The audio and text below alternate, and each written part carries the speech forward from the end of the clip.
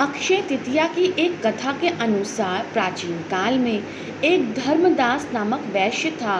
धर्मदास अपने परिवार के साथ एक छोटे से गांव में रहता था। वह बहुत ही गरीब था। वह हमेशा अपने परिवार के भरण पोषण के लिए चिंतित रहता था।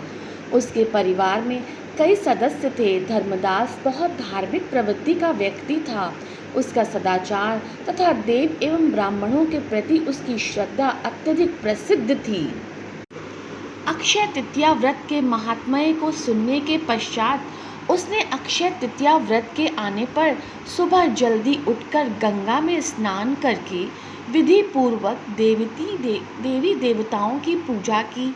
व्रत के दिन सामर्थ्य अनुसार जल से भरे घड़े, पंखे, जौ, सत्तू, चावल, नमक, गेहूं, गुड़, घी, दही, सोना तथा वस्त्र आदि वस्तुएं भगवान के चरणों में रखकर ब्राह्मणों को अर्पित की।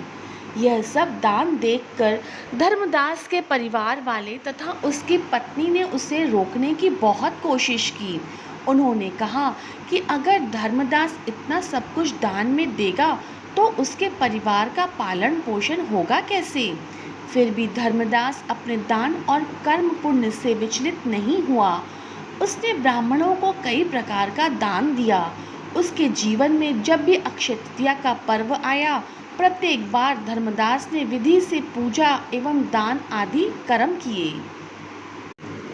अनेक रोगों से ग्रस्त तथा वृद्ध होने के उपरांत भी उसने उपवास करके धर्म, कर्म और दान पुण्य किया। यही वैश्य दूसरे अगले जन्म में कुशावती का राजा हुआ। मान्यता है कि अक्षय तृतीया के दिन किए गए दान, पुण्य व पूजन के कारण वह अपने अगले जन्म में बहुत अधिक धनी एवं प्रतापी राजा बना। वह इतना धनी और प्रतापी राजा था कि त्रिदेव तक उसके दरबार में अक्षय तृतीया के दिन ब्राह्मण का वेश धारण करके उसके महायज्ञ में शामिल होते थे। अपनी श्रद्धा और भक्ति का उसे कभी घमंड नहीं हुआ। वह प्रतापी राजा महान एवं वैभवशाली होने के बावजूद भी धर्म मार्ग से कभी विचलित नहीं हुआ। माना जाता है कि यही राजा आगे के जन्मों में भारत के प्रसिद्ध सम्राट चंद्रगुप्त के रूप में पैदा हुए थे। जैसे भगवान ने धर्मदास पर कृपा की, वैसे ही जो व्यक्ति इस अक्षय तृतीया की कथा का महत्व सुनता है और विधि विधान से पूजा एवं दान करता है, उसे अक्षय पुण्य फलों एवं यश की प्राप्ति होती है।